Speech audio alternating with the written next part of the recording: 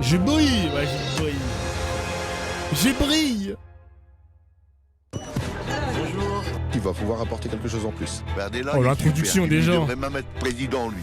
Faisons ce que font toutes les grandes puissances qui réussissent dans la mondialisation. Il est pro-européen, Défendre finalement. nos intérêts d'abord. Jordan Bardella, c'est pas du muscle qu'il a, c'est de la gonflette. C'est un caméléon et c'est pas un homme de conviction. Est-ce qu'on veut confier les clés du camion à des gens qui ne sont pas prêts à gouverner? Je voudrais qu'on revienne sur quelques profils problématiques. Qu'il y ait 1, 2, 3, Oh, 4, ça, 5 je l'ai vu. brebis galeuses Oh, ça, je dans l'ai une vu aussi. organisation humaine. On va faire la liste. C'est le nouveau Front populaire qui aurait le groupe le plus important à l'Assemblée. J'assume ma part de responsabilité, tant dans la victoire aux élections européennes que dans la défaite d'hier. C'était la chronique annoncée de l'inéligibilité réclamée. Sans Marine Le Pen, je ne serais pas devant vous aujourd'hui. Je serai là, pour vous, avec vous, jusqu'à la victoire. Bonsoir à toutes et à tous, je vous souhaite la bienvenue sur BFM. Pourquoi ils font pas ça avec d'autres candidats? Pourquoi Bardella, les mecs? Y a même pas d'élection, y a rien. Pourquoi Bardella, bordel? TV, bonsoir Jordan Bardella. Bonsoir Monsieur Oh Soutek, là merci là. pour votre invitation. Merci à vous d'avoir accepté effectivement cette invitation. Président du Rassemblement National, député européen, merci d'être là C'est face à abusé de BFM faire ça au quand moment même, où, hein. vous l'avez dit vous-même, votre mouvement a un genou à terre après les réquisitions au procès des assistants parlementaires européens. Les médias, ils sont quand même forts pour ériger un candidat à la présidentielle, les mecs. Hein. Ils sont très forts, les médias. Hein. Putain. Ça joue à Et alors qu'il y domicile. a un Hein. risque pour vous dans votre famille, Marine Le Pen pourrait ne pas pouvoir se présenter à la présidentielle en 2027. Voilà pour le contexte, on va en parler tout au long de cette soirée. Vous êtes prêts à leur faire face ? Je suis prêt. Vous êtes prêts. Je vous rappelle le principe de cette émission. Ce soir, Jordan Bardella, vous aurez face à vous 5 journalistes des rédactions de BFM TV, Émission RMC, BFM spéciale, Business. pourquoi ? Avec un fil rouge tout au long de cette émission, c'est ce livre que vous venez de publier aux éditions Fayard, Ce que je cherche. Ces 316 pages auxquelles mes camarades et moi-même allons régulièrement faire référence. Oh, la Chacun dans son promotion couloir, du livre. chacun Oh dans là son là. domaine, ils vont vous interroger tour à tour ce soir. Et je vous les présente donc. Elle est à la tête d'Apolline Matin sur RMC et du Face à Face, pardon, à 8h35 sur RMC et BFM TV. Bonsoir Apolline de Malherbe. Bonsoir Maxime, bonsoir Jordan Bardella. Bonsoir. Dans votre livre, vous racontez votre enfance au cœur d'une cité de Seine-Saint-Denis. Et vu depuis votre fenêtre, vous avez vu, dites-vous, le communautarisme, la perte de notre identité, la violence, le trafic de drogue et le terrorisme islamiste. Est-ce que ça suffit d'avoir vu tout ça depuis sa fenêtre? Depuis sa fenêtre, il a vu tout ça. Oh là là. Elle est la chef du service politique de BFM TV. Bonsoir Néla Lafous. Bonsoir Maxime, bonsoir Jordan Bardella. Vous écrivez dans ce livre que la victoire sortir, arrivera hein. plus tôt que beaucoup d'observateurs ne semblent le penser. Mais votre parti est-il seulement prêt à gouverner? Éditorialiste écho dans première édition sur BFM TV et pilier de BFM Business. Bonsoir Nicolas Dose. Bonsoir Maxime. Bonsoir Jordan Bardella. Je pense que tout le monde connaît vos positions sur la sécurité et l'immigration. Je pense que c'est peut-être moins évident sur l'économie. Alors je vous demanderai que Non, je suis mort, ils vont tellement le cook. J'espère qu'ils vont le cook quand Tout même. le monde Hein. veut savoir du lundi au jeudi à 18h50 et c'est pas tous les jours. Le dimanche de 18h à 20h. Bonsoir Benjamin Duhamel. Bonsoir Maxime, bonsoir Jordan Bardella. Bonsoir. Si Marine Le Pen est condamnée à une peine d'inéligibilité, pourquoi ne pas assumer que vous serez le candidat du Rassemblement National en 2027? On connaît déjà la Jordan réponse. Hein. Bardella On face connaît la à réponse. BFM. C'est parti. Les présentations sont donc faites et simplement pour poser les choses, Jordan Bardella, je le disais, l'un des fils rouges de cette émission, ce sera ce livre. Pourquoi ce livre? Pourquoi maintenant? Est-ce que c'est pour dire aux Français, d'une certaine manière, que vous êtes prêts pour la suite et que vous avez changé de dimension politique? Bien, bonsoir Monsieur Soutek, merci pour votre invitation. Pour L'année mode malade, 2024 j'avoue. a été une Ouais. année qui a été très, très riche, très dense pour moi, pour le Rassemblement National, pour les Français. Je me suis présenté il y a un an devant nos compatriotes en leur disant que je conduirais la liste du Rassemblement National pour les élections européennes. Je leur ai fait une promesse, si nous remportions ces élections européennes, que je demanderais le soir même la dissolution de l'Assemblée nationale. Nous avons remporté les élections européennes, réalisé un score que jamais mon mouvement politique n'avait réalisé dans son histoire. Je crois que ça a été une lueur d'espoir dans le quotidien de millions de Français. Et puis est venu très vite, quelques heures après, la dissolution de l'Assemblée nationale. Ce qui a été vertigineux, ça a été vertigineux pour les Français, ça a été vertigineux pour les responsables politiques, ça a été vertigineux pour moi parce que je me suis très vite placé avec l'accord de ma famille politique, avec le soutien de Marine Le Pen comme chef de file, comme potentiel candidat au poste de Premier ministre. Et puis, il a fallu assumer une campagne derrière, qui a été une campagne intense, qui a été aussi une campagne très, très violente, je le raconte dans le livre. Et désormais, nous sommes un parti qui est, je crois, quelques pas du pouvoir. Donc, nous travaillons chaque jour qui passe. Moi, je mesure la responsabilité que nous avons sur les épaules. Et donc, dans ce livre, je veux aussi solder les doutes et dire aux Français ce qui a marché, ce qui n'a pas marché, leur dire ma part de vérité, puis leur dire un petit peu d'où je viens, parce que ça fait 5 ans que vous Mais leur dire où vous voulez aller aussi, dans... visiblement. Leur dire où vous voulez aller. Ce que je cherche, il y a de la prospective, il y a l'avenir. C'est aussi de leur dire que vous serez là aussi, peut-être à d'autres responsabilités après. En leur racontant d'où je viens, en leur racontant l'environnement dans lequel j'ai grandi, en leur disant que j'ai au fond un parcours assez ordinaire. J'ai grandi dans une famille HLM de Seine-Saint-Denis. Il aime trop dire ça, dans une famille d'origine modeste. Voilà. Peut-être qu'ils comprendront ma vision de la société. Et surtout, la modestie en question. Bon, on va parler évidemment tout au long de ce livre. J'ai une image à vous montrer. Est-ce que le but de ce livre, c'est pas ça d'abord? Montrer aux Français cette popularité que vous pouvez avoir au sein de la famille et des sympathisants du Rassemblement national. Est-ce qu'aujourd'hui, on ne publie pas un livre d'abord pour montrer ces images-là? Et pour faire un tour de France des librairies, un tour de France des dédicaces. Vous savez, il y a beaucoup de responsables politiques qui publient des livres et que personne ne lit. Donc je ne vais pas me plaindre que nos lecteurs et nos électeurs se rendent dans nos séances de dédicaces. J'ai été sur le terrain à plusieurs reprises depuis la sortie de ce livre, le 9 novembre dernier. Et c'est vrai qu'on a beaucoup de monde. On a vendu sur les 2 premiers, j'ai pas encore les chiffres de cette semaine, mais sur le premier week-end, 25 000 exemplaires de ce livre. Donc je pense qu'il y a une clarification qui est attendue. 25 000. Peut-être que les Français veulent mieux nous connaître, mieux me connaître. Et moi, je ne conçois la politique que sur le terrain. Et je veux aussi montrer dans ces déplacements à leur rencontre que je reste l'un des leurs et que je ne suis pas déconnecté, que je ne vis pas à côté de leur réalité. Et que mon parti politique est peut-être le parti politique qui traduit le plus. Il doit tellement remercier Dieu d'avoir vécu dans un HLM. Mais c'est vrai, les mecs, pour la street cred, pour la street cred politique, un peu comme le rap. Si le rap, t'es pas dans la Hesse, t'es personne. Enfin, t'es quelqu'un, tu vois. Si t'es dans la Hesse, t'es quelqu'un. Mais la politique, ça marche un peu pareil. Si tu sors pas de l'ENA, si tu sors pas des grands axes politiques, etc., là, il en joue, le fait qu'il ait vécu dans la Hesse, tout ça, l'HLM, tout ça. Plus, ça l'a un peu aidé quand même.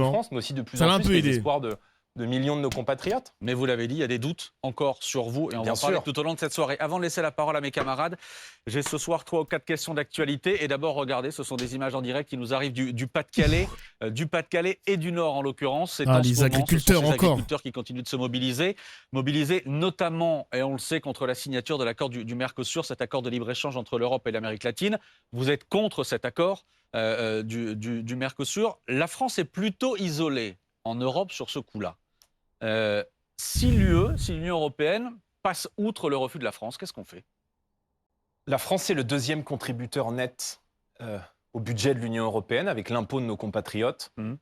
La France est la 2e économie de la zone euro et je considère que Emmanuel Macron n'a pas su défendre depuis 7 ans les intérêts de la France sur la scène européenne. Il est contre cet accord. Il n'a pas su les défendre.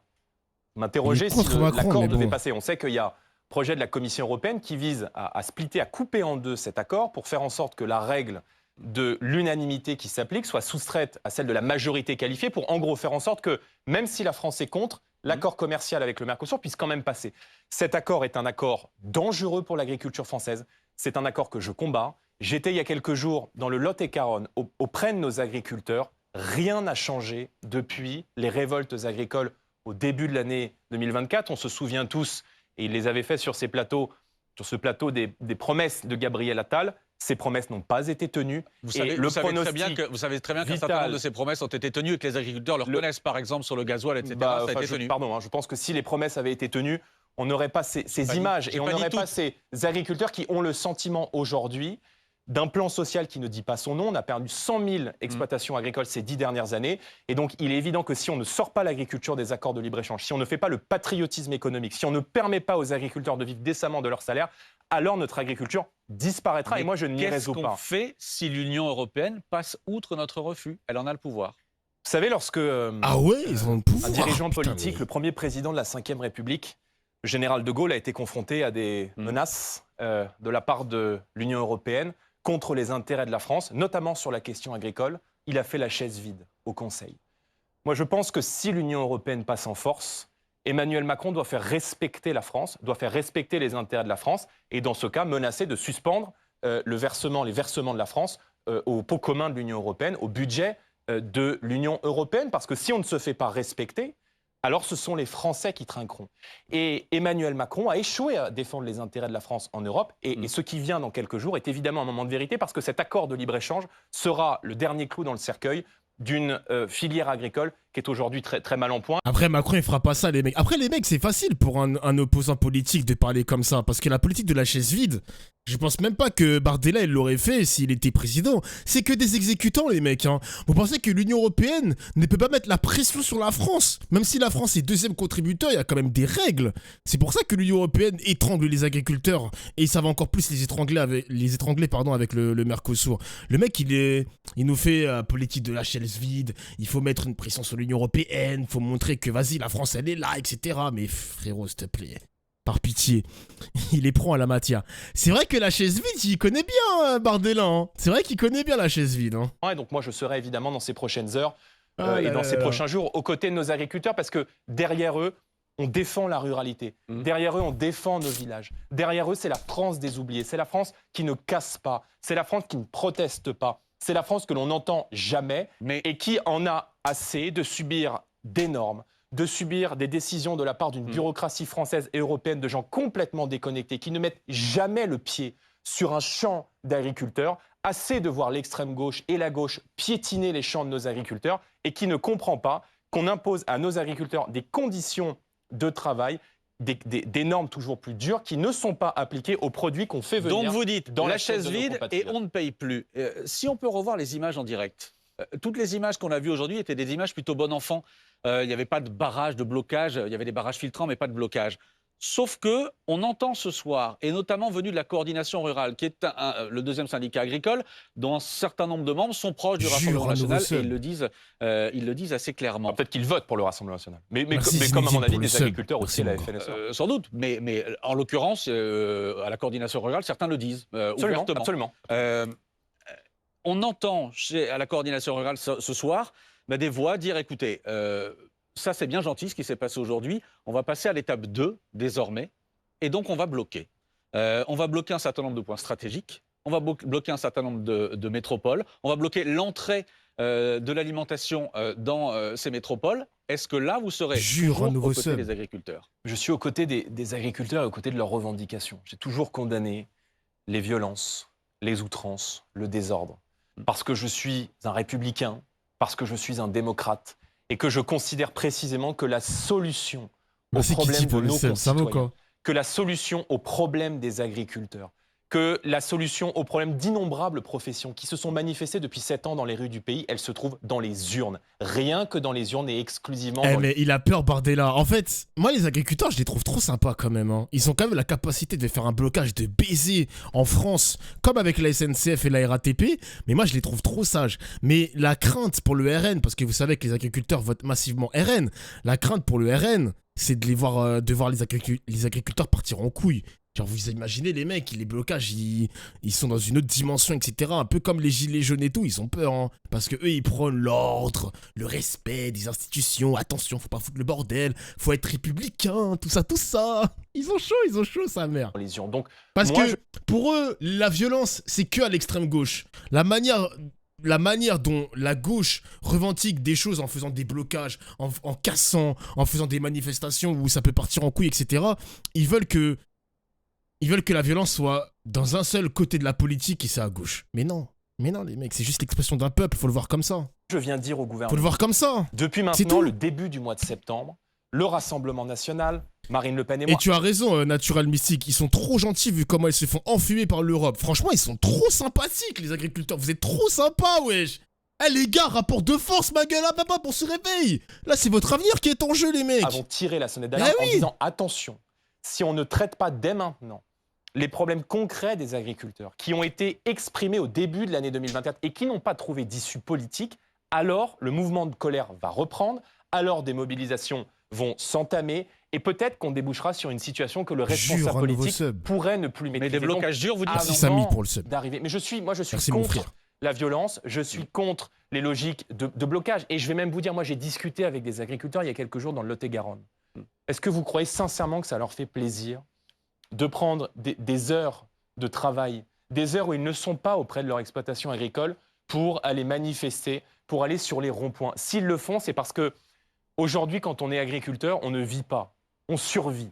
Et il y a d'innombrables agriculteurs aujourd'hui dans notre pays qui vivent avec 300 ou 400 euros par mois, aide de la politique agricole commune comprise, et c'est précisément la seule profession où lorsqu'on travaille, la vente à perte est autorisée. Donc je dis que cette situation n'est pas tenable et que si on ne protège pas aujourd'hui l'agriculture française, on perdra non seulement des dizaines de filières agricoles, mais aussi notre souveraineté alimentaire et par définition une part de notre identité, parce que l'agriculture a façonné l'histoire de France. Ça nous permet d'avoir une souveraineté alimentaire.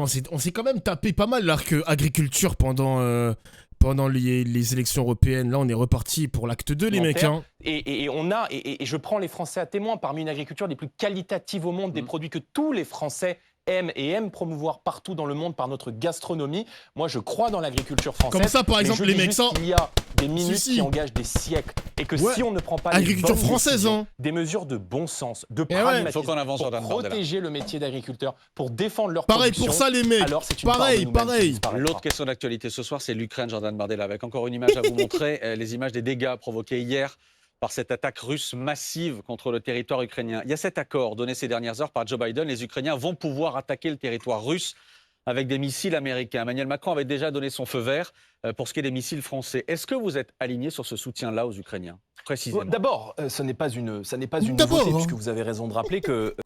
il parle comme un daron, frère. C'est quoi ce...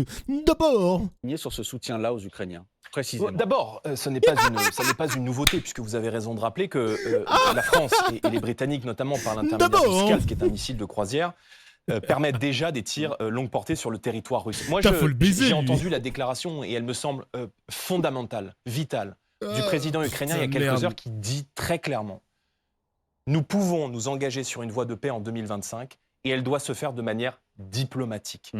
On voit que le front s'enlise depuis maintenant 1000 jours. Ça fera 1000 jours demain que cette sale guerre a été déclenchée par le président Poutine. Sale guerre, carrément. On sait la menace que représente aujourd'hui la Russie pour la France et pour des intérêts européens, y compris aux portes de l'Europe, avec cette sale guerre menée à l'Ukraine. Maintenant, nous devons réfléchir à faire taire les armes, à une issue diplomatique, en faisant comprendre aussi à Vladimir Poutine qu'il n'a plus rien à gagner en Ukraine. On va parler de Poutine, mais sur les missiles, oui ou non, la France a raison, par exemple, d'autoriser à ce qu'on tire sur le territoire russe? Moi, j'ai toujours été en faveur de la livraison de matériel défensif à l'Ukraine, jamais de matériel offensif. Parce que les spécialistes vous expliquent qu'il n'y a pas de différence entre les deux. Ça n'est pas vrai.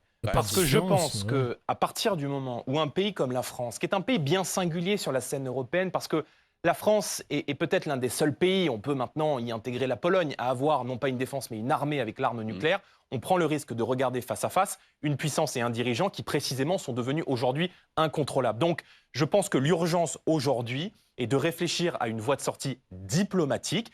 Dans ce cadre-là, il faut permettre à l'Ukraine d'arriver dans les prochains mois à la table des négociations avec, je dirais, le plus de poids dans la balance, et donc continuer à donner à l'Ukraine les moyens de sa défense. Mais il est évident que face à un front qui s'enlise depuis demain 1000 jours, il faut maintenant qu'on fasse taire les armes et qu'on soit capable de se mettre autour de la table. Parce que, donc on reparle à Poutine, on rappelle Poutine comme l'a fait Scholz la semaine dernière? L'initiative me semblait assez isolée. Je pense que le chancelier allemand l'a fait essentiellement pour des raisons de politique intérieur.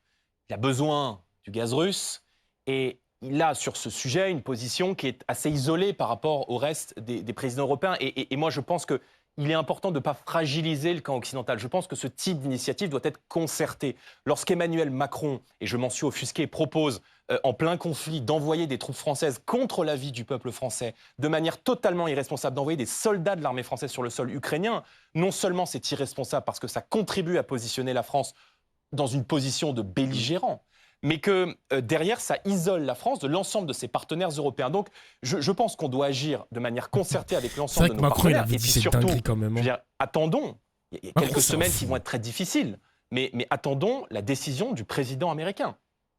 On sait que Donald Trump a pris des positions qui peuvent paraître à la fois claires et ambiguës à l'égard de l'Ukraine. Je pense qu'avant d'engager une initiative, qu'elle soit militaire ou diplomatique, il faut évidemment attendre la décision concrète des États-Unis, dans la mesure où ils sont aujourd'hui parmi les premiers soutiens sur le plan militaire et logistique à l'Ukraine. Je vais vous dire, moi j'essaie dans cette période de tirer des enseignements politiques. Et je pense qu'on doit profiter de, entre guillemets, parce que je pense que dans chaque crise, il y a une opportunité, de l'opportunité de l'élection de Donald Trump. C'est une opportunité. C'est une opportunité pour l'Europe de recouvrer notre souveraineté, notre autonomie et notre indépendance. Et on sait, Monsieur Switek, que 80% des hausses de budget dans les différents États liés à la guerre en Ukraine, pour le matériel militaire depuis 2 ans, l'ont été sur les nations européennes, sur le sol européen, quasi exclusivement au bénéfice d'entreprises extra-européennes et notamment d'entreprises américaines. Donc, moi, je défends qui profitent de tout ça. La préférence européenne dans les marchés publics et je souhaite que dans les marchés publics en Europe, les entreprises nationales et à défaut les entreprises européennes puissent être prioritaires. Et on sait que sur le secteur de la défense, la France a une industrie de pointe considérable et cela bénéficierait évidemment à nos emplois. Ça me fume parce que Trump, il va arrêter il veut arrêter la guerre, il veut arrêter le soutien envers l'Ukraine, etc. Là, il a réussi à vendre toutes ces armes américaines, à faire plein de bif dans les caisses des entreprises d'armement américaines et tout. Et maintenant, il veut tout arrêter. Emploi et il veut tout arrêter, donc, j'ai encore une fois, question dans les grandes tempêtes de ce monde, pensons aussi à nos intérêts, à notre indépendance et à notre souveraineté. C'est précisément ce que va faire. On peut dire ce qu'on veut, mais sur la géopolitique, il a raison. Après, les mecs, je suis désolé, mais le discours de Bardella, toutes les personnes qui sont opposées à la géopolitique de Macron, bah, il va répéter, par exemple, Mélenchon, il peut répéter le même discours que Bardella. Hein. Je suis désolé, les mecs, mais c'est juste une doctrine qui est anti-Macron, quoi. Macron qui nous parle d'envoyer des troupes sur le sol ukrainien, jamais de la vie Mélenchon aurait cette idée. Bardella pareil, Marine Le Pen pareil, enfin toutes les personnes qui s'opposent à Macron quoi. Ah bon. Et à la fin ils retournent sa veste. Et à la fin ils retournent tous leur veste peut-être ouais. J'ai l'impression qu'il dit rien de concret en termes d'autre choix. C'est vrai qu'il dit rien de concret les gars. Hein. Il dit rien de concret. Parce que sur la réponse des missiles pour attaquer le sol russe, il nous parle de missiles défensifs. Mais c'est quoi un missile défensif? C'est un missile... Tu vas déployer, ça va être une sorte de bouclier comme sur League of Legends. Mais ça marche pas comme ça, frère. Pour moi, les missiles défensifs, c'est tout autant des missiles offensifs aussi. Ça n'existe pas, genre. Ça n'existe pas. Va faire le président Trump avec les États-Unis d'Amérique. C'est votre modèle, visiblement. Vous trouvez que c'est un modèle? Non, pour vous. Non, mais vous dites c'est précisément ce que va faire Trump. J'aime les dirigeants politiques, pardon, hein, mais qui défendent l'intérêt de leur pays d'abord. Ah, c'est sûr qu'avec Emmanuel Macron, on n'y a pas été très habitué. Mais j'aime les dirigeants politiques qui considèrent que l'intérêt de leur économie, que l'intérêt de leur industrie, que l'intérêt de leur diplomatie, que l'intérêt de leur peuple doit primer avant tout autre intérêt. Et je pense que toutes les grandes puissances qui réussissent dans la mondialisation et qui s'affirmeront au XXIe siècle, réussiront non seulement parce qu'elles seront fières d'elles-mêmes, mais parce qu'elles seront capables de protéger leur marché intérieur et de défendre cet esprit de puissance et cet esprit de conquête avec lesquels je souhaite, moi, renouer pour mon pays, la France. J'ai une ultime question d'actualité. Vous en parlerez beaucoup plus longuement tout à l'heure avec Benjamin Duhamel, mais les réquisitions au procès de Marine Le Pen et du Rassemblement national, ce risque d'inéligibilité. Vous dites que votre parti a un genou à terre. Est-ce que c'est votre parti qui a un genou à terre et qui est affaibli, ou est-ce que c'est Marine Le Pen? Les deux. Quel est l'objet de ces réquisitions? L'objet de ces réquisitions, il est double. C'est d'empêcher Marine Le Pen de faire de la politique, de la priver de ses mandats, de l'empêcher d'être candidate à l'élection présidentielle. Et c'est de tuer financièrement le Rassemblement national. Donc ces réquisitions nous mettent un genou à terre. Mais moi, j'ai pour habitude de ne pas me laisser faire. Et nous allons évidemment nous battre pour que le jugement soit différent de ces réquisitions. Mais donc, au-delà de votre parti, vous dites bien ce soir que c'est Marine Le Pen aussi qui est affaiblie. Mais, je veux dire, on parle d'un désaccord administratif avec le Parlement européen. Et on vient vous dire peine de prison ferme, en tout cas requérir une peine de prison ferme et une inéligibilité avec exécution provisoire, ce qui vous empêcherait de faire appel immédiatement, en tout cas de faire suspendre cette décision, puisque l'appel remet les compteurs à zéro, si je puis dire. Donc, les mecs, j'aimerais tellement que ça se passe. Imaginez le séisme politique où Marine Le Pen, inéligible pour 2027, ça va tellement redessiner la carte de la politique française. Ah, j'aimerais trop que ça arrive, les mecs. Juste pour l'ajout verbale. Juste pour ce fil rouge qu'on va avoir jusqu'en 2027 de qui sera le successeur de Marine Le Pen. Est-ce que Bardella sera le candidat naturel alors qu'il est trop jeune? Est-ce qu'on aura Édouard Philippe favori comme jamais? Oh, j'aurais trop aimé que ça se passe, les mecs. Putain de merde. Juste pour le divertissement. Voilà, juste pour le divertissement. Voilà, moi j'ai le sentiment de réquisitions qui sont des réquisitions partiales, au regard notamment des déclarations de la procureur qui a indiqué, s'agissant du dossier de la partie d'un eurodéputé Jean-François Jalc, en disant « je n'ai pas d'éléments », cadre de ces réquisitions, « je n'ai pas d'éléments Mais ça me ferait trop mal de demander la relaxe. Donc, vous voyez l'état d'esprit. Sur une toute petite partie, on y reviendra. D'accord, ça dit quand même quelque chose de l'état d'esprit des gens qui, au nom du peuple français, représentant le ministère public, sont censés requérir. Allez, première grande partie de ce Face à BFM. Vous êtes ce soir Jordan Bardella face à Apolline de Malherbe. Apolline qui s'installe. Et Apolline, c'est à vous. Bonsoir Jordan Bardella. Bonsoir Madame de Malherbe. Moi, je vais vous interroger vraiment à partir de votre livre parce qu'on a l'impression que votre livre, c'est le point de départ, la vie que vous avez eue, l'enfance que vous avez eue, le point de départ aussi de votre vision de la France. Et tout part presque de votre fenêtre, j'allais dire. La fenêtre d'un appartement du 8e étage dans un logement social de la cité Gabriel-Péri à Saint-Denis. Voilà ce que vous écrivez. Je suis au cœur du réacteur. Ma cité, comprendre mon quartier en Seine-Saint-Denis donc, ma cité concentre une partie des maux de notre société. Le communautarisme, la perte de notre identité, la violence, le trafic de drogue, le frérisme, le terrorisme islamiste. La France, vue depuis votre fenêtre, vous déclinez, on va le voir ensemble, chacun de ces points qui, au fond, sont presque venus à vous avant même que vous n'alliez à eux. Depuis sa fenêtre, elle a vu tout ça. C'est quoi l'objectif? C'est de dire, je sais de quoi je parle. Je l'ai vu de mes yeux. Il y a beaucoup de gens qui font de la politique, qui ont découvert le quotidien des Français, soit par les grandes écoles, soit en allant, une fois élu, sur le terrain à la rencontre des Français. Moi, ce qui m'a amené à la politique, c'est le quartier dans lequel j'ai grandi. Et effectivement, la réalité de notre pays, moi, je l'ai vue de ma fenêtre. Et je raconte comment du 8e étage de ma cité, dans cet appartement HLM où j'ai grandi avec ma mère, Louisa, que j'ai été confronté à tous les maux de notre société. Et je raconte d'ailleurs cette scène où on est, Louisa, où on dort, on est en pleine nuit, c'est quelques jours après l'attentat du Bataclan. On s'endort la veille, on nous annonce sur BFM TV que les terroristes sont partis en Syrie et on est réveillé à 4h du matin par des tirs nourris, par des détonations. Je vois à ma fenêtre un hélicoptère avec un énorme phare qui survole la cité et on est à quelques mètres de la rue du Corbillon où a lieu l'assaut contre les terroristes du Bataclan qui ont donc dormi dans une rue que je connais bien, que j'empruntais pour aller au lycée. Je raconte comment depuis ma fenêtre je vois des règlements de compte très régulièrement et où le bruit des armes est en fait très familier. Mais le Bataclan, c'est à Paris. Non, vous avez pas compris, les mecs, c'est à Paris, mais les terroristes sont partis à... Ils ont été logés à Saint-Denis. Ils ont été logés par le mec qui savait pas que c'était des terroristes. Et ça s'est passé à Saint-Denis. C'est vrai que c'était à côté de chez moi, mais à l'époque, j'habitais pas encore à Saint-Denis. À l'époque, j'habitais à Paris, moi. C'était Jawad, voilà, c'était Jawad. Hey, vous avez les datas, les mecs, hein, vous avez les datas, le chat. Le J, mon gars.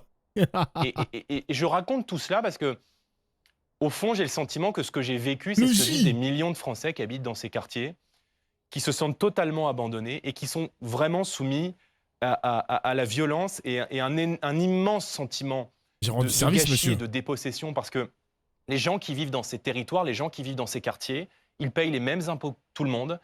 Ils font des travaux qui sont souvent des travaux difficiles, des métiers très difficiles, des métiers pénibles. Je raconte que ma mère est ATSEM dans une école maternelle de Seine-Saint-Denis et j'ai voulu partager un peu ce moment de vie parce que, en fait, c'est ça qui m'a amené à la politique. Et je vais vous dire, Madame de Malherbe, si je fais de la politique, c'est parce que profondément et vraiment au fond de mon cœur, je ne veux pas que tout mon pays ressemble au quartier dans lequel j'ai grandi. Et d'ailleurs, c'est ce que vous déclinez littéralement. C'est-à-dire que lorsqu'il y a les émeutes, vous dites « ça ressemble à ce que j'ai vécu enfant ». Lorsqu'il y a le terrorisme, vous dites « ça ressemble à ce que j'ai vécu enfant ». Lorsqu'il y a des problèmes de pouvoir d'achat, vous dites « ça ressemble à ce que j'ai vécu enfant ». Vous parlez sans cesse de votre mère. Effectivement, l'épisode dont vous parlez, vous dites « ma mère se tient debout dans le salon, elle est terrorisée grâce à BFM TV, nous comprenons ce qu'il se passe ».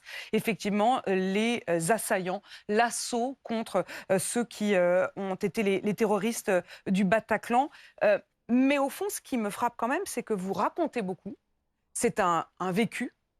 Mais il n'y a pas beaucoup de solutions. C'est-à-dire, moi, j'ai cherché, pour le coup, pour reprendre le titre de votre mot, des solutions. Alors, c'est peut-être pas l'objectif de ce livre, mais c'est quand même surprenant. C'est qu'il y a beaucoup de récits, beaucoup de constats, peu d'idées. Bon, ça n'est pas vrai. Je consacre une partie de ce livre à des solutions. Les solutions, je les ai exposées tout au long de cette année. Vous savez, moi, je fais pas de faux. J'ai pas deux discours. J'ai pas un discours dans mon livre, un discours sur les plateaux de télé. Je pense qu'il faut rétablir l'autorité de l'État. Je pense que ces quartiers ont été totalement abandonnés aux trafiquants de drogue, au communautarisme, aux grands frères. Et que, précisément, partout où la République perd du terrain, c'est une autre loi que celle de la République française qui se met en œuvre. Donc je pense que la solution viendra très simplement, avec beaucoup de fermeté, beaucoup de courage, beaucoup de conviction, beaucoup de volonté, d'un sursaut sécuritaire, pénal et migratoire. Mais comment? Je pense que si on ne change pas la politique pénale, on pourra toujours demander des efforts considérables à nos policiers. Tant qu'on ne met pas hors d'état de nuire... Qu'est-ce que vous dites à ceux qui sont restés? C'est-à-dire que vous êtes donc partis finalement, vous ne vivez plus sur place. Qu'est-ce que vous dites à ceux qui n'ont pas pu partir? Au fond, lorsque je lisais votre livre, je me suis dit, il y a un peu de Nicolas Sarkozy. D'ailleurs, il y a même des expressions que vous reprenez. Hein, vous parlez de ces Français de s'en mêler, qui est une expression de Nicolas Sarkozy. Et vous dites un peu comme lui, comme il disait, vous en c'est une expression de Romain Gary. On est dans Game of Thrones ou quoi? De s'en mêler carrément. Sûr, mais je veux dire, on l'entend aussi aujourd'hui comme le prince de s'en mêler. Et vous dites au fond, vous n'en pouvez plus, comme il disait, de cette racaille, on va vous en débarrasser. Mais il n'y a pas réussi. Pourquoi y arriveriez-vous? La situation, en tout cas de ce que vous avez vu de votre fenêtre, ne s'est pas améliorée après la venue de Nicolas Sarkozy. Parce que quand on n'a pas vécu ce que j'ai vécu, je pense qu'on y est forcément. Et à un moment donné, peut-être pas insensible, mais on se dit... Il faut l'avoir vécu. Si moi je ne le fais pas, le prochain le fera. Parce que c'est difficile. Parce que ça sous-entend une volonté politique. Et je raconte dans ce livre un échange que j'ai avec Emmanuel Macron dans ces rencontres avec les chefs de parti à Saint-Denis, où il convoque les chefs de parti à la Légion d'honneur et où je reviens à la Légion d'honneur 10 ans après avoir obtenu mon baccalauréat.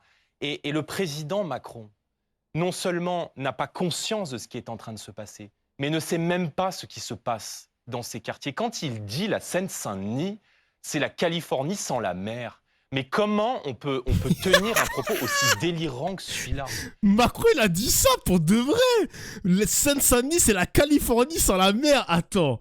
Seine-Saint-Denis, Californie. Mais Macron, il s'est fou de notre gueule, les gars. Je suis désolé. Ce mec-là, c'est fou de notre gueule. Californie sans la mer. Il a vraiment dit ça, ce chien. Il a dit ça, wesh. Ah putain, mais Macron, c'est un malade.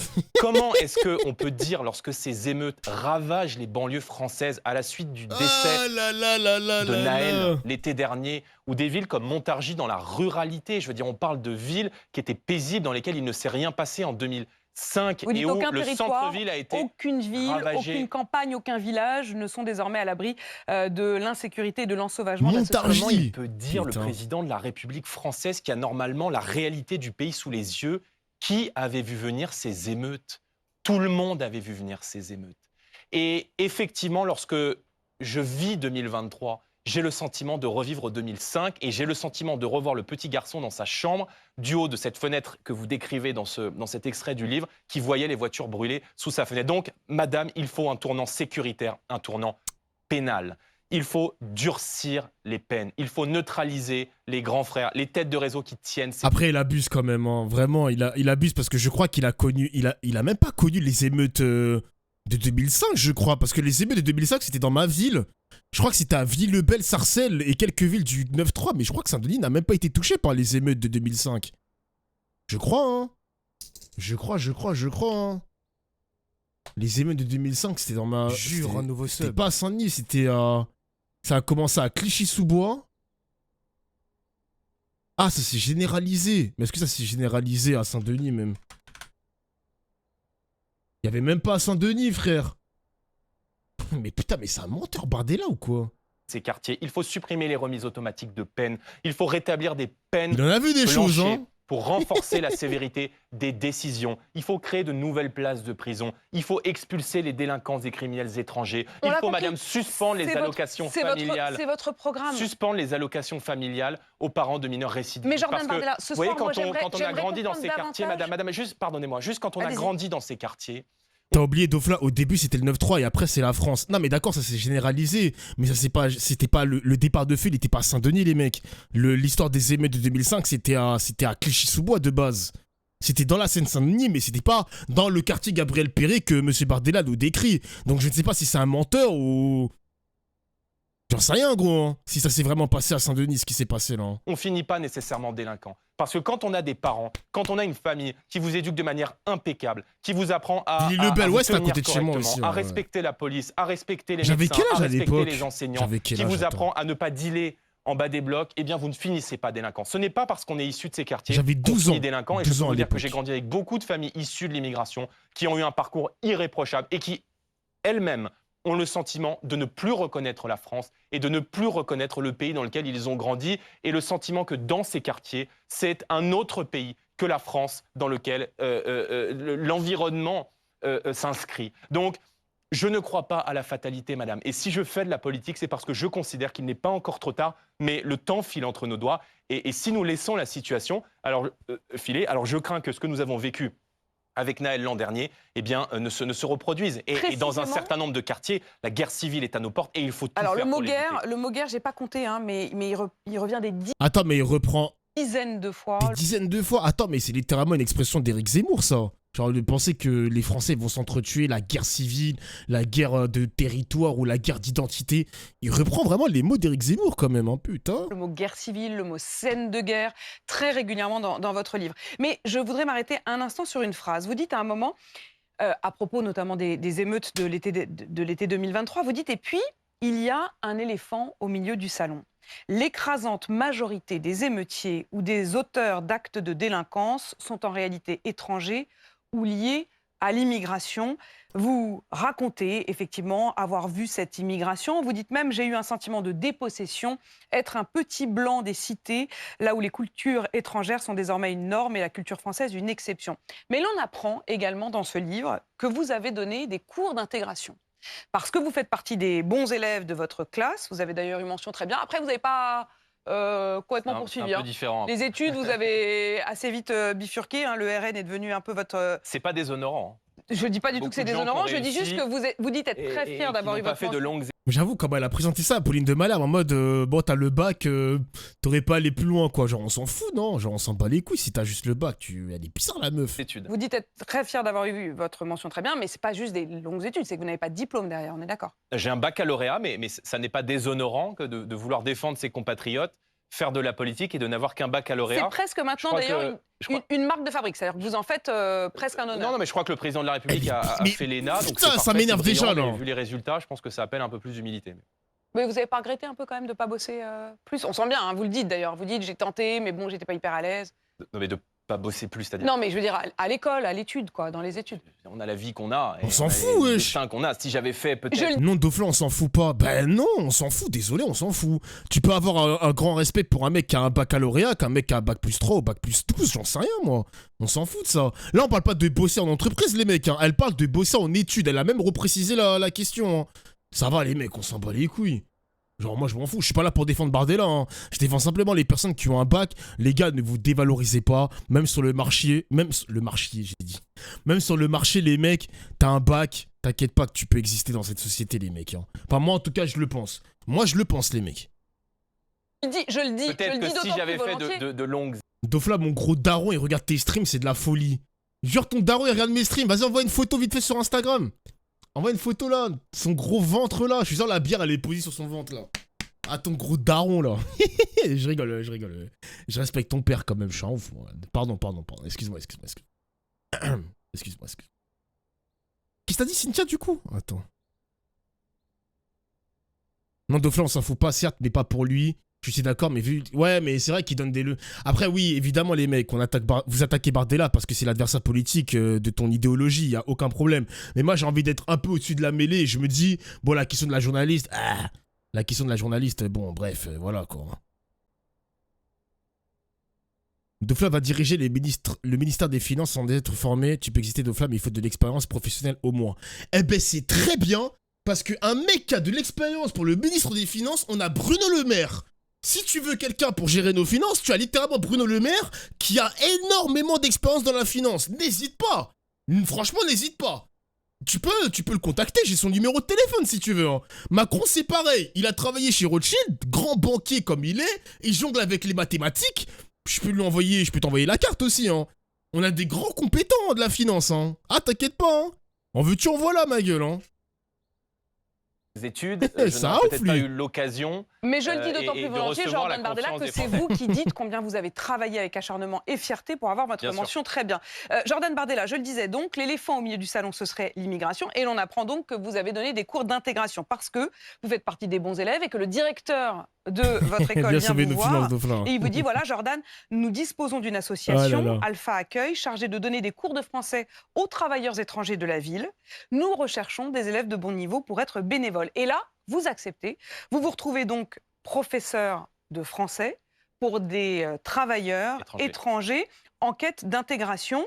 Vous dites, c'est comme un passage de témoin. J'y ai consacré 2 heures, les lundis et jeudis, de 20h à 22h. Et vous dites, face à moi, j'ai principalement des travailleurs du bâtiment, de la restauration, qui ne parlent pas un mot de français et j'ai pour mission de leur inculquer les bases. Vous dites qu'il y a des Pakistanais, des Afghans, des Africains de l'Ouest. Ils ont tous l'air perdus, dites-vous. Mes élèves sont des salariés épuisés par les journées entières de travail. Qu'est-ce que vous ressentez face à eux, Jordan Bardella? D'abord, j'ai envoyé été cramer, là, encore extrêmement fier de C'est quoi ce clip cette expérience qui était organisée dans mon lycée. On avait l'opportunité de donner des cours de français à des travailleurs étrangers. Mais qu'est-ce que vous ressentez? un- Qu'est-ce que vous ressentez? Quelle est l'émotion quand vous êtes face à eux, quand vous voyez leurs yeux fatigués par des longues journées de travail? Les cours sont entre 20h et 22h parce qu'ils bossent la journée. J'ai un immense sentiment d'incompréhension. Parce qu'en fait, je me suis rendu compte que... D'abord, moi, j'ai toujours considéré qu'on pouvait contester la politique d'immigration sans désigner des personnes ou sans en avoir après des personnes, et je fais toujours la différence entre les deux. Mais j'ai vu des gens perdus. J'ai vu que la politique d'immigration, telle qu'elle était menée dans notre pays, en tout cas dans l'environnement que je pouvais, moi, côtoyer, consistait à faire venir des travailleurs étrangers, à les épuiser dans des métiers qui ne sont pas les plus simples, à les parquer la nuit dans des bâtiments aux mains de marchands de sommeil où ils étaient 10 dans des pièces de 15 ou 20 mètres carrés pour dormir entassés sur des matelas, de gens à qui on donnait des titres de séjour, parfois des cartes d'identité, et qui ne maîtrisaient même pas les fondamentaux de notre langue. Pourquoi j'ai fait cette expérience? Parce que je suis fier de ce que m'a donné la France. Voilà, je suis fier d'être issu d'une famille, naturellement je suis né en France, mais 3/4 de ma famille est née à l'étranger. Alors évidemment, la culture européenne est un berceau commun qui facilite l'assimilation, qui facilite l'intégration. Mais je suis très fier d'être issu d'une famille qui, issue de l'immigration, Mais est n'avez-vous arrivée en pas eu, France, n'avez-vous a pas tout eu, fait Jordan pour devenir Bardella, français à part entière. Et je vais n'avez vous dire, pas je eu- ne comprends pas Vous n'avez que pas des ressenti- générations aujourd'hui qui arrivent semblent dispenser de cet effort. Mais eux, ils ne sont pas dispensés de cet effort. hein. Non, je parle de Je veux dire, génération. en l'occurrence, Mais- les Pakistanais et les Afghans que vous aviez face à vous, semble-t-il, ils ont dû arriver, j'imagine, au péril de leur vie. Et puis quand ils se sont retrouvés face à vous, entre 20h et 22h, c'est parce que toute la journée ils bossent et que vraisemblablement ils se lèvent très tôt le matin. Exactement. Est-ce qu'à aucun moment vous ne vous êtes dit, mais au fond, ils sont plus méritants encore que ceux qui sont nés ici? Mais écoutez, bien sûr qu'ils sont méritants. Mais Et à eux, vous vous l'immigration, apprêtez à dire, madame, rentrez chez vous?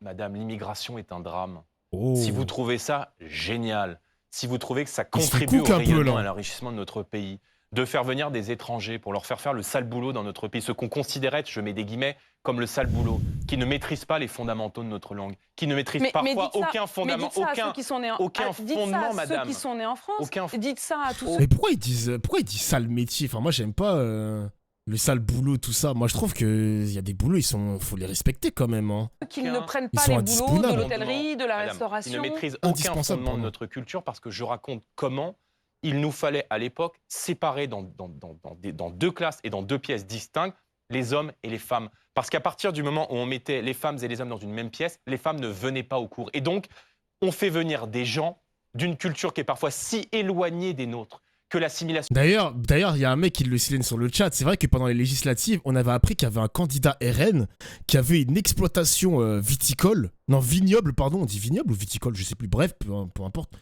Ou viticulture, bref, peu importe. Et il avait une main-d'œuvre étrangère. Les deux, on peut dire les deux? Ok, pas de problème. Il avait une main-d'œuvre étrangère et du coup, il a été épinglé pour ça. Ah, vous avez besoin des étrangers, le RN, hein, bande de bâtards.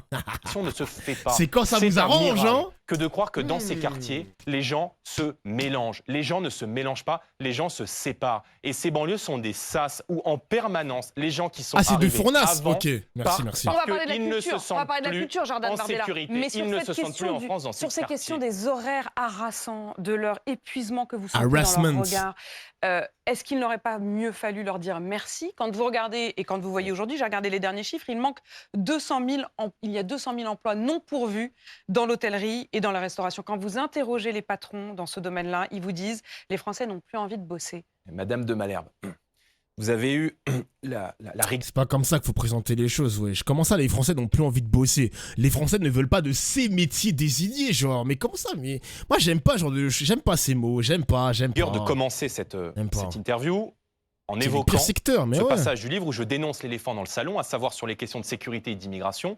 L'élément que j'ai l'impression être le seul avec le Rassemblement national à voir, c'est la politique migratoire qui n'est jamais intégrée.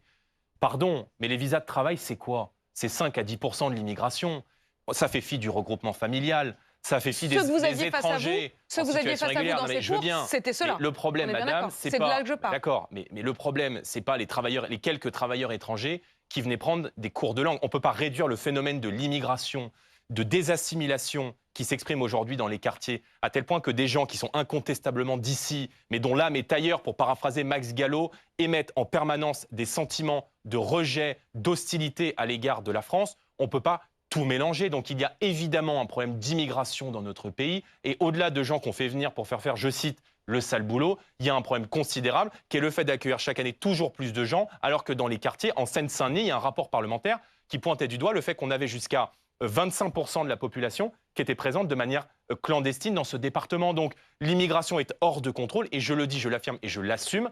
L'immigration hors de contrôle est aujourd'hui responsable d'une partie quasi écrasante de la délinquance de rue. C'est ce que vous dites. Dans les transports en commun d'Île-de-France, j'en termine. Lorsque dans les transports en commun d'Île-de-France, 93% des vols et 63% des agressions sexuelles, d'après le ministère de l'Intérieur, sont le fait d'étrangers, c'est bien qu'il y a un problème. Et tant qu'on ne maîtrisera pas l'immigration, tant qu'on ne décrétera pas un moratoire sur l'immigration légale et illégale, alors notre pays continuera de subir des tensions, des fractures, et le niveau de violence sera endémique. Est-ce que le problème, Jordan Bardella, à vos yeux, c'est vraiment fou, les gars, cette news ou pas, hein? Parce que je vois de quoi il parle, et je suis curieux de savoir si vraiment le ministère de l'Intérieur a fait un rapport par rapport à ça. Genre, il ment vraiment? Je suis curieux quand même, hein. Vraiment, je suis vraiment curieux. Comme d'hab, il manipule les chiffres. J'aurais bien aimé savoir ça, parce que je sais que de souvenirs, l'année dernière, ça a été tweeté, ça a été repris par l'extrême droite, ça a été repris encore et encore. Ils en avaient parlé pendant la campagne européenne aussi. Je suis curieux. Les chiffres sont réels, je crois. Atao, l'homme politique. Si, il a raison. L'immigration, ou c'est l'origine des immigrés? Je m'explique, vous dites croire à l'intégration. Vous dites d'ailleurs cette phrase, je la cite, « La France n'est ni une race ni une addition de communautés à l'anglo-saxonne, elle est une nation et une idée à laquelle on s'arrime. » Vous dites admirer la notion même d'intégration, et pourtant vous avez aussi cette phrase, je vous cite également, « Leur progrès dans l'apprentissage du français », on est toujours avec vos élèves, « leurs progrès dans l'apprentissage du français sont minimes, voire parfois inexistants. » Je vous ferai grâce de l'idée que peut-être vous n'étiez pas un très bon professeur ou qu'il n'était pas de très bons élèves. Parce que vous ajoutez, si l'intégration de Yolanda et de Severino a si bien fonctionné, c'est qu'elle était européenne, sous-entendu d'espagnol ou d'italien. Est-ce que ça veut donc dire qu'à vos yeux, il n'y a pas d'intégration possible avec des immigrés qui sont issus de pays hors de l'Europe? Voilà, question de fou. Pas de généralité, mais enfin, là, à l'évidence, madame, à l'évidence, l'assimilation et l'intégration, je distingue les deux parce qu'on a une tradition qui est profondément républicaine, qui est l'assimilation. L'intégration, c'est venez comme vous êtes. L'assimilation, c'est devenez ce que nous sommes. Et ça sous-entend c'est ce que vous avez toujours dit. d'oublier Sauf que une dans partie de sa cette phrase, culture d'origine pour se fondre dans la communauté nationale, pour épouser l'histoire de France et pour épouser le roman national. Mais il est évident que si l'assimilation de ma famille a pu se faire de manière beaucoup plus simple, c'est parce qu'on participe d'une même racine, d'une même civilisation, qu'est la civilisation européenne, évidemment, et que l'assimilation de gens, et je le dis d'ailleurs, qui viennent parfois de cultures très lointaines et qui ne considèrent pas... Est-ce qu'à vos yeux, c'est impossible? Parce que quand vous dites ça, vous le dites de manière très claire, hein, c'est pas du conditionnel. Vous dites, si l'intégration de Yolanda et Severino a si bien fonctionné, c'est qu'elle était européenne. C'est évident. Or, les autres, pour vous, ne s'assimilent pas. Je pense que plus vous vous éloignez du kilomètre zéro, plus c'est difficile, naturellement. Je veux dire, on fait venir aussi sur notre sol des gens, encore une fois, contre qui je n'ai rien, je ne vise personne, mais qui ont des cultures, des mœurs, des conceptions de la femme qui sont très éloignés des nôtres et qui parfois sont incompatibles avec les nôtres. Incompatibles. Quand il y a des pressions aujourd'hui qui sont exercées dans nos banlieues, dans nos quartiers sur les femmes, pour les obliger à porter le voile, quand des femmes sont obligées de se voiler, parce que ça existe aussi. Il y a beaucoup qui le mettent de manière militante, mais il y a aussi qui le mettent de manière subie. Et moi, je suis rentré au collège avec des amis de confession musulmane qui sont rentrés dans un état d'esprit parfaitement laïque et qui, l'année de terminale, quelques années après, étaient obligés, lorsqu'elles rentraient dans leur cité, de mettre un voile. Pourquoi? Parce que c'était l'assurance de ne pas être interpellé par les grands frères. Vous l'avez vous-même vu, Jordan Bardella, ça veut dire... Mais il a un problème avec le mot grand frère. Le problème, c'est pas l'origine de départ. Le problème, c'est quelque chose visiblement qui a évolué dans certains radicalismes religieux éventuels. Mais je veux dire, là, vous avez l'air, dans votre livre, de dire que quoi qu'il arrive, il n'y a rien à faire, que sauf s'ils s'appellent Yolanda ou Severino, c'est-à-dire s'ils sont espagnols ou italiens, il n'y a rien à faire. Bah, je pense que après, les mecs, moi, je vais pas vous mentir, hein, genre... Si par exemple, je sais pas, moi je partais aux États-Unis ou je partais au Japon, j'aurais les mecs, je vais vous dire honnêtement, j'aurais trop la flemme de me fondre, comme il dit, dans la masse, genre pour devenir un Américain à part entière, genre. C'est chaud de dire ça en vrai. Moi, je sais pas. Genre, moi, j'aimerais bien garder un peu de ma culture française, genre continuer à manger français, par exemple, voir je sais pas moi, des copains français qui vivent aux États-Unis et tout. Genre, par exemple, si, je vous donne un exemple, hein, je vais pas prendre des pays d'Afrique, je vais prendre un autre exemple. Par exemple, les Chinois, on sait qu'il y a une grosse communauté en Chine, je crois que c'est dans le 13e arrondissement, je sais plus si c'est dans le 13e ou pas, mais moi je suis désolé, ces mecs-là arrivent, je crois que c'est le 13e ou le 15e, je sais plus, bref, peu importe, on s'en fout. Ils arrivent de Chine pour aller en France, peut-être par voie légale ou voie illégale, peu importe, mais le premier réflexe, tu te renseignes sur internet, c'est d'aller voir où est-ce qu'il y a le plus de Chinois, même s'il y a du communautarisme et je le déplore, peu importe, ce sera toujours un réflexe pour eux les mecs, c'est le 13e, merci. Ce sera toujours un réflexe pour eux, ils vont quand même continuer à manger chinois, ils vont continuer à manger asiatique, ils vont pas aller prendre, genre le premier réflexe du chinois, il va pas aller acheter du saucisson et du camembert. C'est quoi ces conneries, frère? C'est quoi ces conneries? C'est pour ça que moi, j'estime que l'assimilation, ce sera toujours une vaste blague, les mecs. Parce que peu importe si t'es intégré, assimilé, peu importe où t'es ici de l'immigration, mais avec la carte d'identité française, si tu fais de la merde, on va toujours, enfin en tout cas le RN, hein, ils vont toujours te renvoyer à tes origines. Toujours te renvoyer à tes origines, alors que t'es français, frérot. Ils vont te dire, ah, t'as raté ton assimilation, ah, t'as raté ci, ah, t'as raté ça. Alors que il a juste merdé, c'est un délinquant, ou un criminel, peu importe, mais... on leur renvoie à ses origines, alors qu'il est français lui-même. L'assimilation, c'est que pour les Noirs et les Arabes, exactement.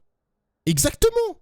Genre, s'il y a un Chinois qui fait de la merde, on va pas lui dire c'est un Chinois, il a raté son assimilation, c'est un immigré, blablabla. C'est que pour les Noirs et les Arabes, gros. C'est triste quand même, hein. C'est pour ça que moi, c'est une vaste blague. Une vaste blague, mec. Moi, je le vois comme ça. C'est une hypocrisie, genre. Vous ne leur tendez même plus la main pour l'intégration? C'est pas une question de tendre la main, madame. Enfin, on accueille comme aucun pays n'accueille. On donne les soins gratuits, l'école gratuite, le logement, comme aucun autre pays ne donne. Une France dont vous ne voulez pas la France forcément. est sans doute le pays le moins raciste du monde. Et moi, j'en ai assez qu'on culpabilise l'État, qu'on culpabilise le peuple français, alors qu'on a été parmi les plus généreux avec des gens qui sont arrivés dans notre pays et à qui on a su donner des opportunités. Mais enfin, madame, quand dans une école de Seine-Saint-Denis, vous avez 20 nationalités différentes dans le même niveau, dans la même classe. Qui s'assimile à qui?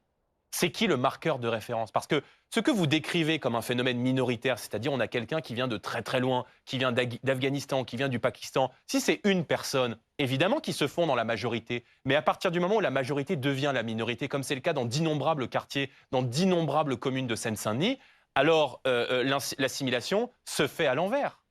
Est-ce que vous estimez que Michel Barnier a tenu sa promesse d'une maîtrise de l'immigration à la fois ferme et digne? Il vous avait fait en quelque sorte cette promesse. Hein. Il a fait quoi? La promesse de cela, non? Vous trouvez qu'il ne l'a pas tenue? C'est-à-dire qu'il a promis, mais enfin, qu'est-ce qu'il a fait concrètement? Il n'a rien fait pour l'instant, là. Vous considérez qu'aujourd'hui, Michel Barnier vous a un peu dupé sur cette histoire? Je sais pas si... Mais il vient... Mais what? Mais il vient d'être Premier ministre. Enfin, ça fait pas un an qu'il est Premier ministre, là. Genre, C'est quoi ces questions de con là Il m'a dupé, moi. J'ai dit qu'il fallait un Premier ministre. Parce que c'était à votre endroit qu'il a eu cette phrase Oui, dès le non, mais début en moi, disant je me fais il pas faudra acheter une nouvelle par, loi ça, immigration. mais- Il l'a redit d'ailleurs, une nouvelle loi immigration début 2025. Non mais moi je me fais pas acheter parce qu'on me dit on va contrôler l'immigration, donc je suis content, ça marche pas comme ça. Moi j'attends de voir les actes. Et aujourd'hui les actes ne suivent pas. Je veux dire, quand on a un Premier ministre qui vient dire on va gérer l'immigration, vous savez comment c'est, de manière humaine mais ferme. On a entendu ça 25 fois. Il y a eu 30 lois immigration en 30 ans. La question c'est, cette loi que vous mentionnez, est-ce que c'est une loi pour aller vers plus d'immigration ou une loi pour aller vers moins d'immigration? Moi, je l'assume, je souhaite aller vers moins d'immigration. Je pense que dans cette période, il faut un cap clair. Il ne vous a faut pas beaucoup de convaincu clarté. là-dessus, il ne vous a Or, plus convaincu. Michel Barnier veut satisfaire tout le monde. Et donc, il ne satisfait personne. Je pense que l'immigration est l'un des plus grands défis qui se posent à la France et qui se posent à l'Europe. Et que si on ne maîtrise pas ce phénomène, qui n'en est qu'au début du commencement, alors nous serons submergés. Parce que nous avons de l'autre côté de la Méditerranée face à nous un continent, l'Afrique, qui va passer d'ici à 2050 d'1,2 milliard d'habitants à 2,5 milliards d'habitants. Or, je pense que si on ne contrôle pas l'immigration, nous allons subir une ruée vers l'Europe et les Français, demain, ne reconnaîtront plus leur... Je précise y compris les mots, Français qui sont issus de l'immigration. de Michel. Mais moi, je le redis encore et encore et encore et encore, les mecs. La France va devenir le Brésil, genre. Le métissage, il va être omniprésent parce que la migration fonctionne comme ça, les mecs. C'est très très raciste ce qu'il dit là. Ouais, mais en gros, il dit... Moi, ce qui me fait avec le discours de Bardella, c'est que c'est un discours qui est profondément raciste quand même. Hein. Le mec, il dit qu'il y aura beaucoup plus d'Africains en 2030 ou 2040. Attention, on va perdre notre identité dans les prochaines années. Votez pour moi, les mecs. Ça me fume ça quand même. Hein. Vraiment, c'est du Bardella, les mecs. Hein. C'est le RN, hein. C'est comme d'habitude. Hein.